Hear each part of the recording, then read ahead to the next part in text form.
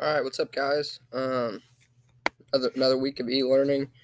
We're gonna go today. Start in China.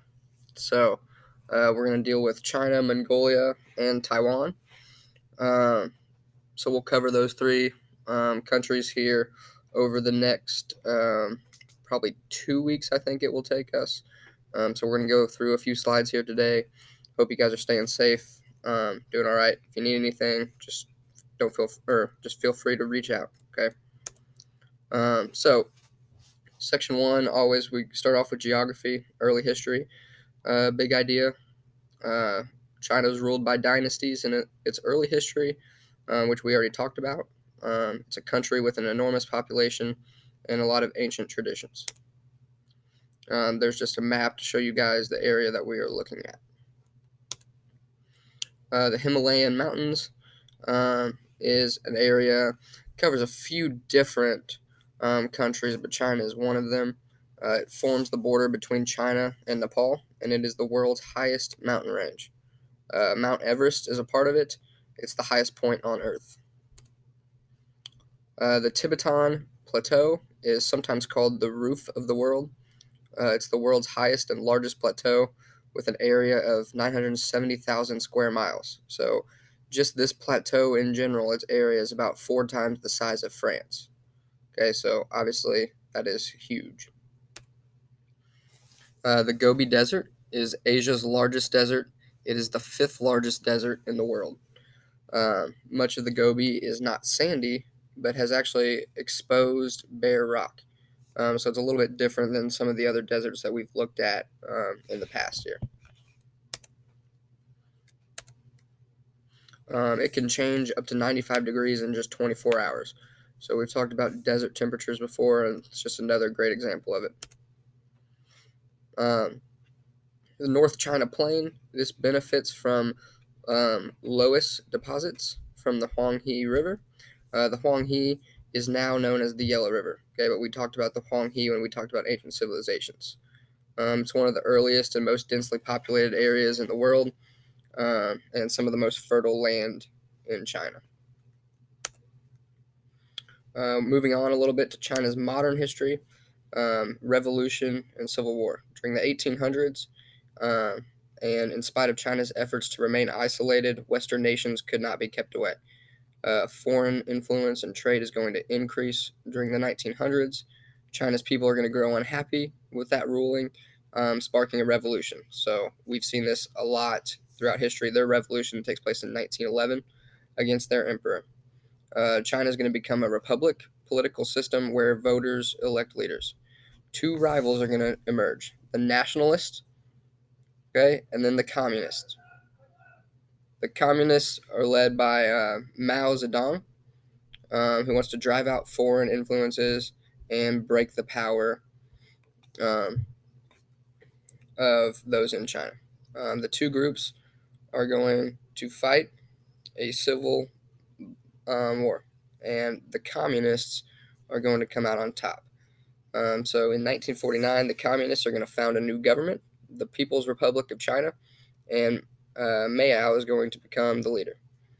In a communist system, the government owns most businesses and land. It controls all the areas of life. So they're going to take over the land, create communes or communities in which land is held in common, and where members live and work together. This made farmers pretty bitter because they were losing their land.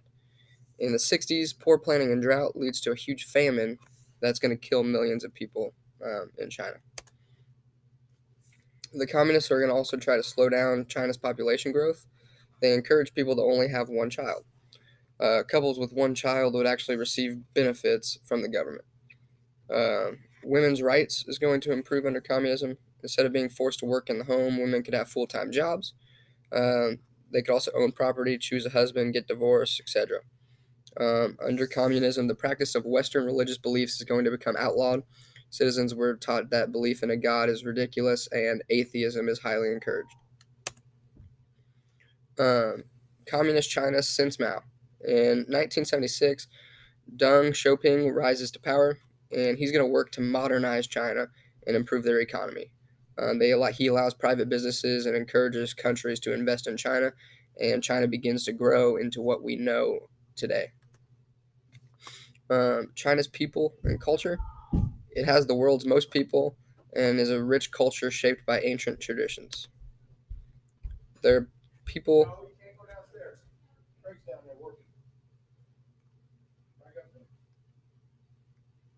their people and culture.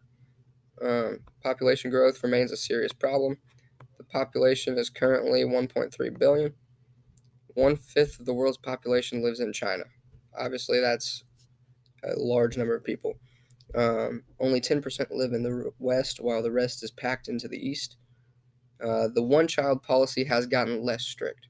So they're not as strict with it as they used to be, but you still do get benefits in China for having less children. They are still growing, about 7.5 million people each year. 34 children are born every minute in China. 92% of people identify as Chinese and speak Mandarin, China's official language. Others speak a different dialect. Here you can see the difference in growth over time between Europe and China, population in millions. If you look at the one for 2050, you can tell just how rapidly China is growing compared to others.